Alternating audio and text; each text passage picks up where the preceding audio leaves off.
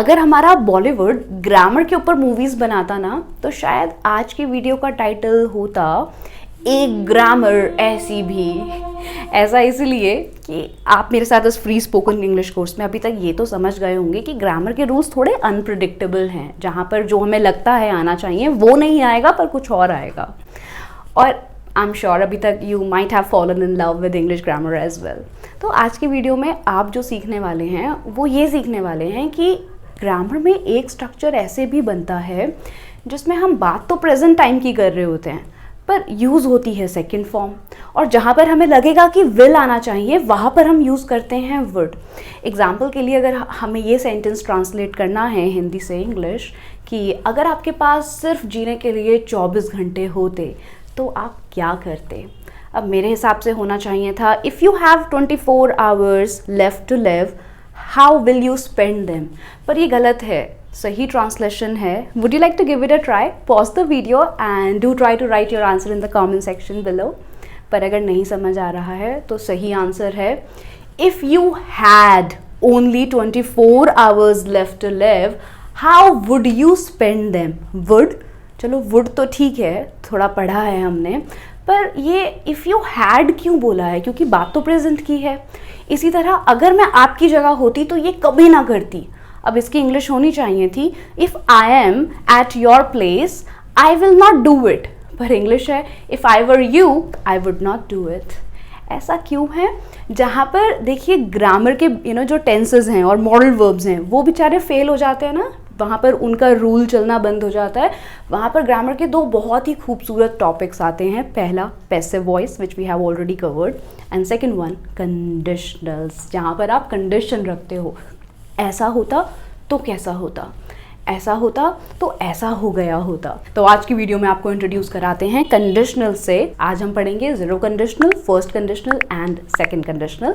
Part 2 बनाएंगे इस video का, अगर आप इस वीडियो को बहुत सारा प्यार देंगे तो, और उसमें डिस्कस करेंगे कंपैरिजन और थर्ड कंडीशनल और उसके मिक्स्ड कंडीशनल्स एग्जैक्टली क्या हैं ये दोनों चीज़ें, ये सेकंड पार्ट में कवर करेंगे।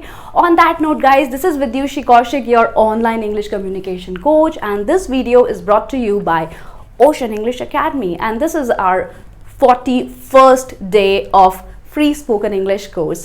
41वां दिन, इसे आप 41 डे ना कहकर कहें 41st day of your free spoken English course। पहली बार अगर आप इस चैनल पर आए हैं तो please do subscribe to this channel and help me reach $1 million।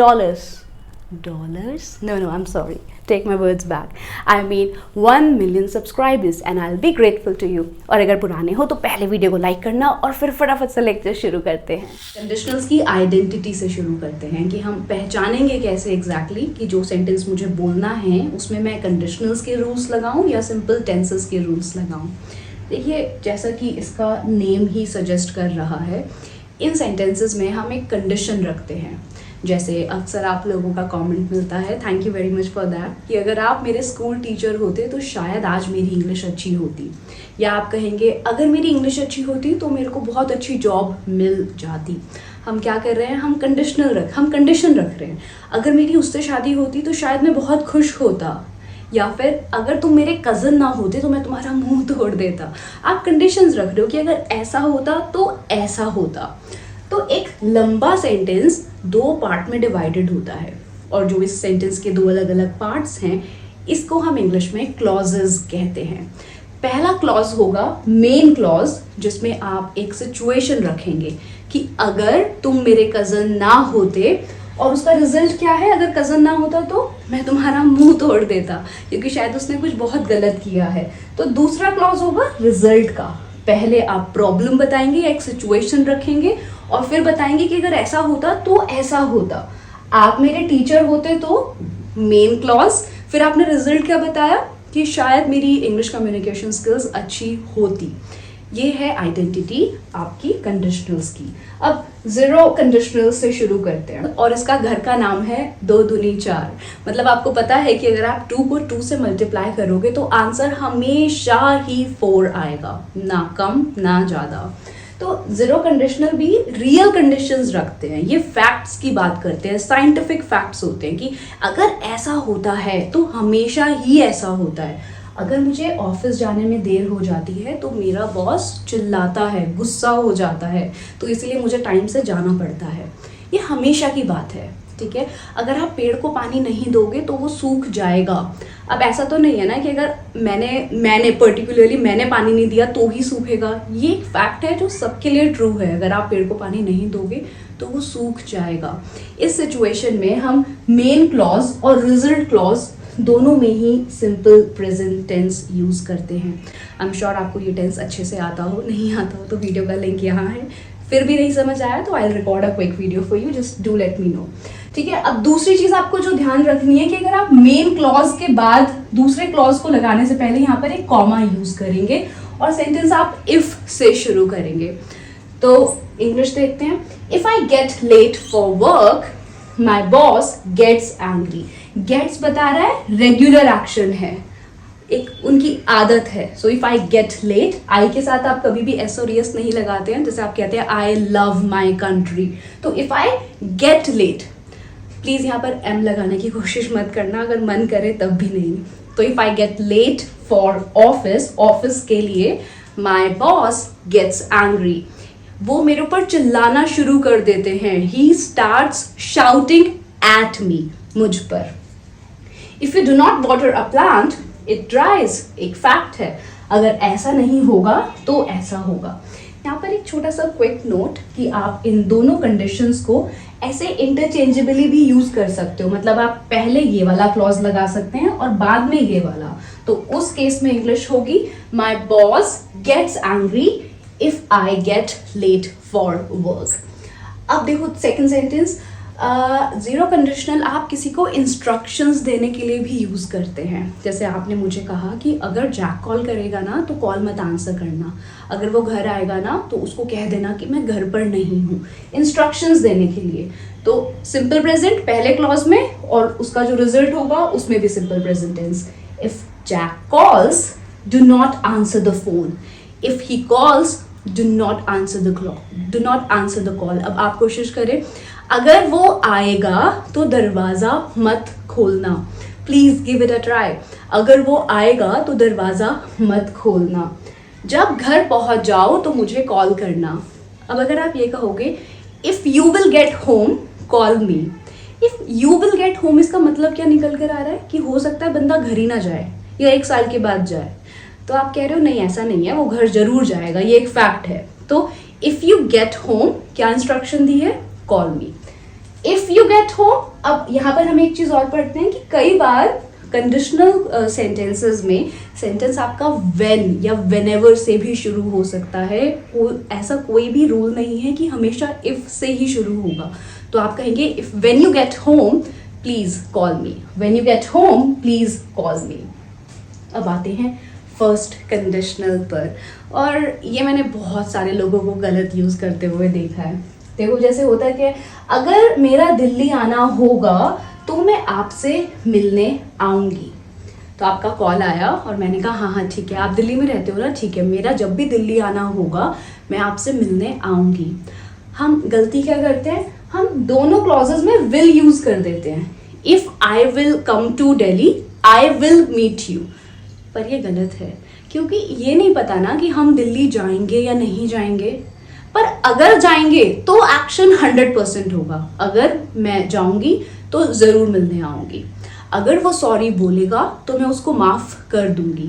तो पहली वाली जो हमारा मेन क्लॉज है ना, पहली जो सिचुएशन है वो अनप्रिडिक्टेबल है, पर हम कह रहे हैं अगर ऐसा होगा तो ऐसा 100% होगा, पर पहले वाले का श्योर नहीं है। तो इंग्लिश हो गई if I happen to come to Delhi, अगर मेरा दिल्ली आना होता है। बहुत ही प्यारा फ्रेज हैपन टू, मतलब अगर ऐसा होता है।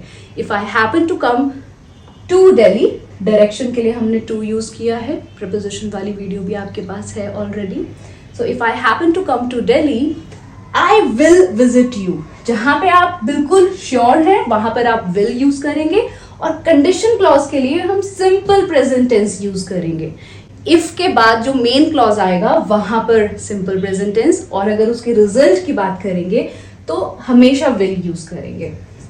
अब देखते हैं, अगर ये पता चला कि तुम गलत हो तो मैं तुमसे कभी बात नहीं करूंगी। अब मैडम इन्वेस्टिगेट कर रही है कि क्या वो गलत था या वो गलत नहीं था, क्योंकि अगर वो गलत हुआ तो Samantha is not going to talk to him. पर समंथा को भी पता नहीं है कि एग्जैक्टली वो गलत है या नहीं है। तो पहला क्लॉज, इफ वाला क्लॉज आपका सिंपल प्रेजेंट टेंस में बनेगा, ना कि if you will be wrong. वो गलत थोड़ी होगा, ये तो कंडीशन है ना, एक सिचुएशन है। तो इसको आप सिंपल प्रेजेंट टेंस में बनाएं और इंग्लिश होगी if it turns out. Turns out मतलब अगर ये चीज सामने आती है, if it turns out that you are wrong, I will never talk to you. 100% sure किस चीज के लिए है आप, कि भाई मैं बात नहीं करूंगी, पर कंडीशन क्या है, अगर पता चलता है कि तुम गलत हो। So if it turns out that you are wrong, I will never talk to you. देखिए ग्रामर के रूल्स समझ लेना बहुत इजी है, क्योंकि आपको बहुत अच्छे से एक्सप्लेन करा जा रहा है। पर आपके लिए चैलेंज ये है कि क्या आप इतने लंबे सेंटेंस को एक ही बार में इजीली कंफर्टेबली बोल पा रहे हैं। तो कोशिश करते हैं। Please close your eyes and try to imitate this whole sentence in English. Hindi है, अगर मुझे पता चला कि तुम गलत थे तो मैं कभी बात नहीं करूंगी। Close your eyes and do try to speak out the sentence. If it turns out that you are wrong, I will never talk to you. आप जब इंग्लिश बोलें तो फील करें कि आप बोलना क्या चाह रहे हैं, ताकि आपका माइंड ब्लैंक ना हो। माइंड को राइट इंस्ट्रक्शंस दें ताकि सेंटेंस ठीक से ट्रांसलेट हो। Excellent, I really appreciate your efforts guys. अगर आप अभी निकलोगे तो 5 बजे वाली ट्रेन पकड़ पाओगे। अब भाई हमारा घूमने जा रहा है, ठीक है, पर भाई की भी पैकिंग ही पूरी नहीं हुई है। तो आप भाई को कह रहे हो भाई अभी निकलेगा ना तो ही ट्रेन मिलेगी 5 बजे वाली, वरना मिस हो जाएगी। कंडीशन क्या है, अगर अभी निकलोगे। हिंदी में हमें लगेगा कि यार ये फ्यूचर की बात है, पर ये फ्यूचर की बात नहीं है, ये प्रेजेंट की बात है, क्योंकि वो मेरे सामने अभी पैकिंग कर रहा है। So if you leave now you will be able to catch the 5 o'clock train. Condition simple present, if you leave now, और उसका रिजल्ट क्या है कि तभी आप 5 बजे वाली ट्रेन पकड़ पाओगे। इसमें एक्सप्रेशन यूज हुआ है विल बी एबल टू, मतलब आप ऐसा कर पाओगे। Complete sentence, please close your eyes and try to imitate the same sentence in English. Okay, so if you leave now then only you will be able to catch the 5 o'clock train. Give it a try one more time. Excellent, thank you very much. ठीक है, अब आप कोशिश करें कि आप एक अपना सेंटेंस बनाएं। जैसे अगर तुम्हारी ट्रेन मिस हो गई तो तुम क्या करोगे। Please pause the video and try to translate this sentence and do write it below in the comment section. अगर तुम्हारी ट्रेन मिस हो गई तो तुम क्या करोगे। अच्छा, इसमें क्या होगा, वॉट विल यू डू, जो रिजल्ट क्लॉज है वो पहले आएगा और उसके बाद आप सिचुएशन बताओगे कि वॉट विल यू डू अगर। Please complete the sentence. छोटी सी चीज जो हमें ध्यान रखनी है कि अगर मेन क्लॉज पहले आता है तो दूसरे क्लॉज को शुरू करने से पहले हम कॉमा यूज करते हैं, और अगर रिजल्ट पहले आ जाएगा, जैसे you will be able to catch the 5 o'clock train if you leave now, उस सिचुएशन में हमें कॉमा की जरूरत नहीं है। तो अगर मेन सिचुएशन वाली बात है वो बाद में आ रही है, रिजल्ट पहले आ रहा है, अगर इफ बीच में आएगा तो आपको कॉमा की जरूरत नहीं पड़ेगी। पर अगर आप सिचुएशन से शुरू करेंगे और फिर दूसरी बात ऐड करेंगे तो हमें कॉमा लगाना है। अब भाई ने आंसर दिया, अगर ट्रेन मिस हो गई तो क्या, मैं बस से चला जाऊंगा। तो अभी देखो ट्रेन मिस नहीं हुई है, पर वो अपना मस्त आराम से पैकिंग कर रहे हैं। तो if I miss the train I will go by bus, no biggie, no problem. If I miss the train, अब देखो जरूरी नहीं है ना कि वो 100% ट्रेन मिस करेंगे। सिचुएशन है कि अगर ऐसा होगा, if I miss the train I will go by bus. Perfect. अब आते हैं सेकंड कंडीशनल पर। आप सेकंड कंडीशनल को यूज करते हैं बिल्कुल इम्पॉसिबल चीजों के बारे में बात करने के लिए, हाइपोथेटिकल, अनरियल, इमेजिनरी। साधारण भाषा में जो चीज़ें एग्जिस्ट नहीं करती हैं ना, मतलब वो बिल्कुल पॉसिबल ही नहीं है, उनका कोई सर पैर ही नहीं है, पर वो हमारी खूबसूरत इमेजिनेशन में एग्जिस्ट करती हैं। हम उनके बारे में सोच सकते हैं पर वो पॉसिबल नहीं है। उन खूबसूरत चीज़ों को जो हमारी इमेजिनेशन है, उस तरह के सेंटेंसेस को हमें हिंदी से इंग्लिश ट्रांसलेट करने में हेल्प करता है second conditional.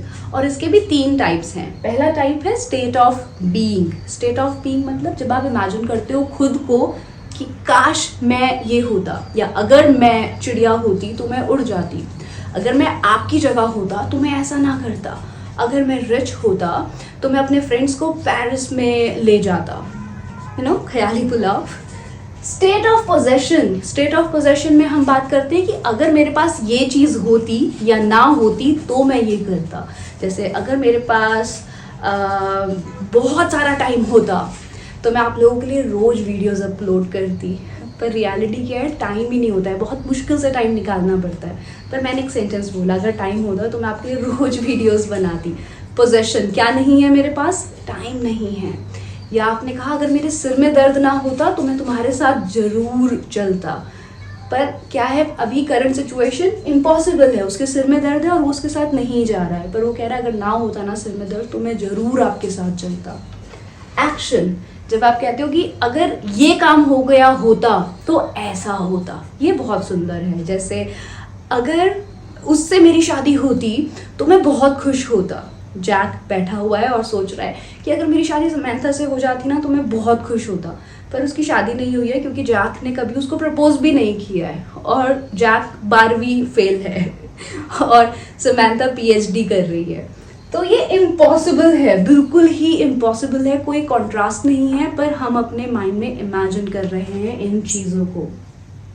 State of being, यहाँ पर कहा गया कि अगर मैं आपकी जगह होती तो मैं जॉब ना छोड़ती। अब मैडम ने जॉब छोड़ दी है और अब मैडम थोड़ा सा डिप्रेस्ड है कि यार मेरे को ना जॉब नहीं छोड़नी चाहिए थी, अब मैं अपने बिल्स कैसे पे करूँगी।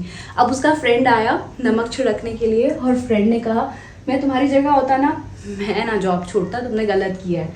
If I were you I would not leave the job. I के साथ वर, यही तो ट्विस्ट है कि जब आप अनरियल सिचुएशंस के बारे में बात करेंगे तो आई के साथ वॉज नहीं पर वर यूज़ करेंगे।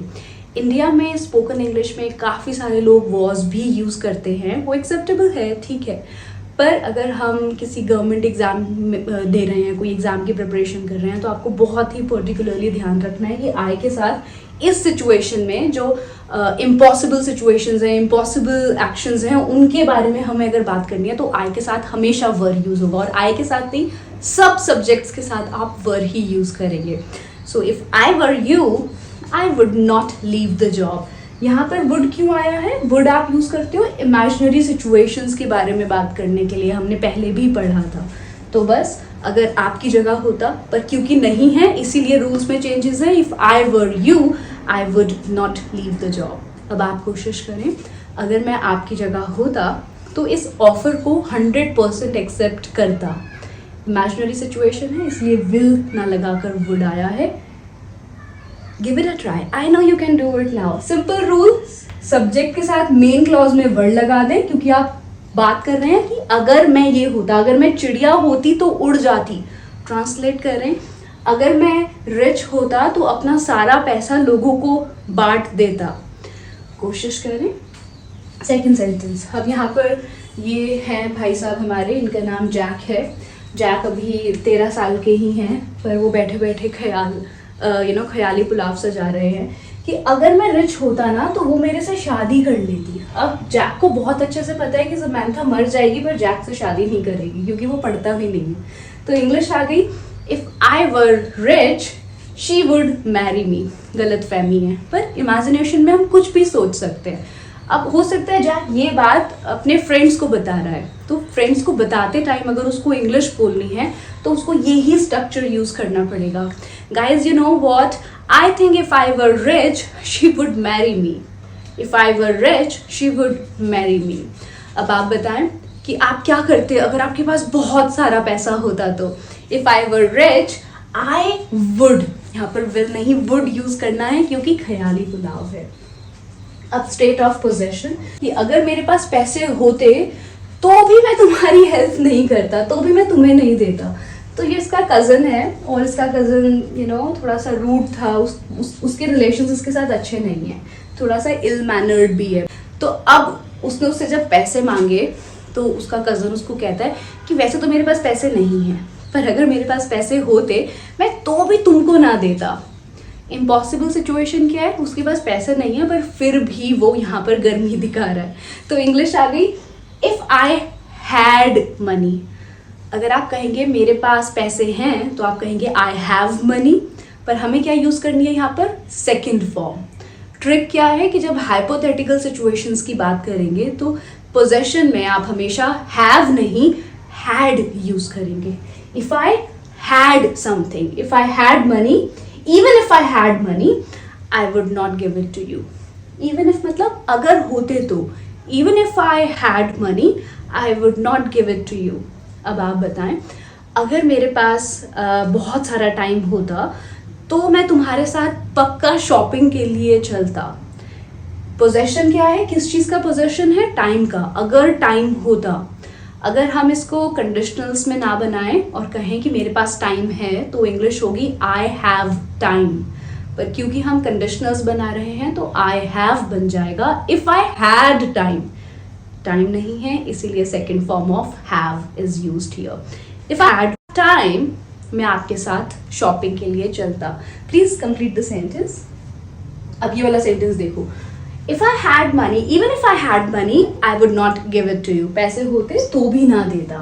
एक और पोजेशन, तो सुबह सुबह जैक्स ना उठा और उसने कहा मैं मोटिवेशनल स्पीकर को सुनता हूँ, और मोटिवेशनल स्पीकर ने उसको बोला अगर आपके पास जीने के लिए सिर्फ 24 घंटे होते तो आप क्या करते, क्या आप तब भी इसी तरह बेड पर बैठकर वीडियोस देख रहे होते और या सो रहे होते। तो जैक थोड़ा डर गया है। अब जैक कह रहा है यार क्या डरा रहा है सुबह सुबह, बस 24 घंटे होते तो मैं क्या करता। इमेजिनरी सिचुएशन है, जब हमारे पास सिर्फ 24 घंटे बचेंगे जीने के लिए तो हमें पता नहीं चलेगा।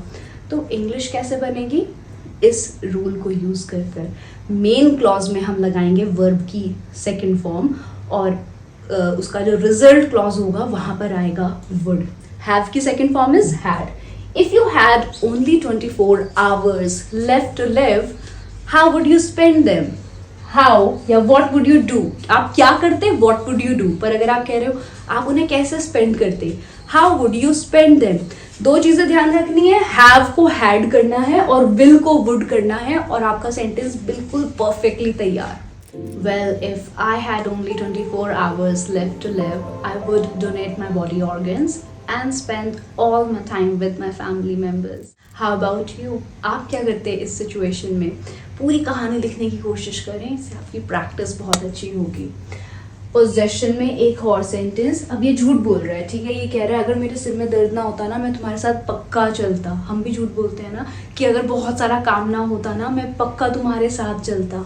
कोई काम नहीं है पर हम एक झूठ बोल रहे हैं और उस झूठ में एक इमेजिनेशन डाल रहे हैं कि मैं पक्का चलता अगर ये काम ना होता।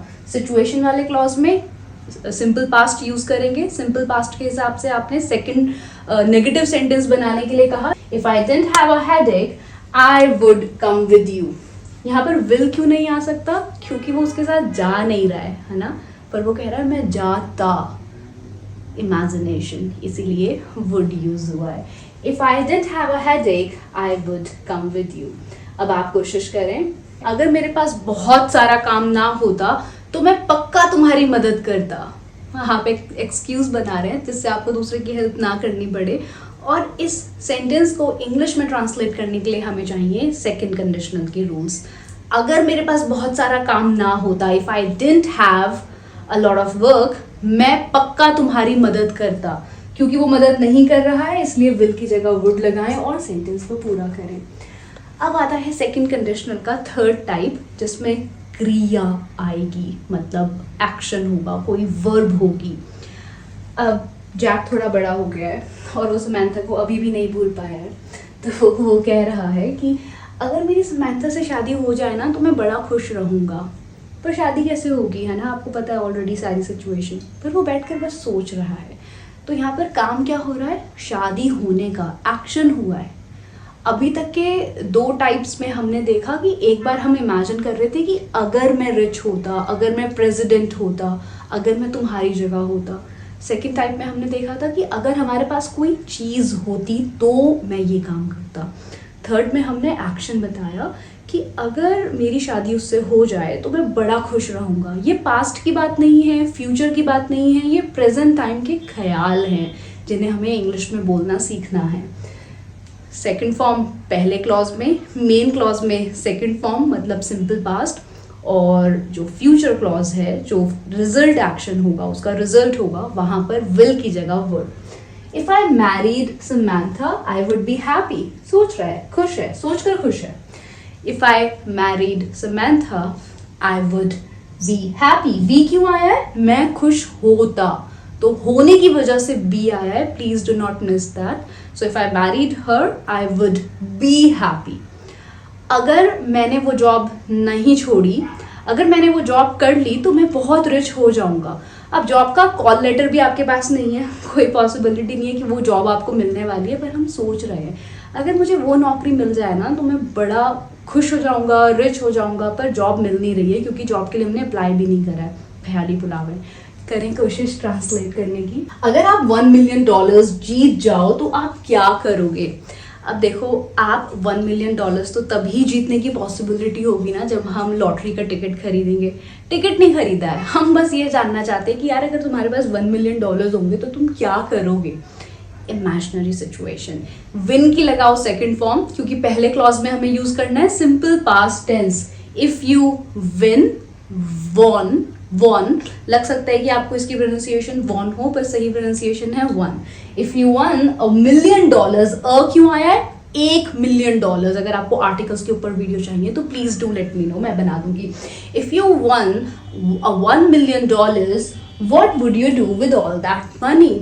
अगर यहाँ पे विल लगा दिया तो उसका मतलब क्या होगा कि उसके पास पक्का पैसे आने वाले हैं, और आप सच में पूछ रहे हो कि what will you do with all that money? पैसे नहीं आ रहे हैं, सब ख्याली पुलाव चल रहा है। तो इंग्लिश होगी if you one $1 million, what would you do with all that money?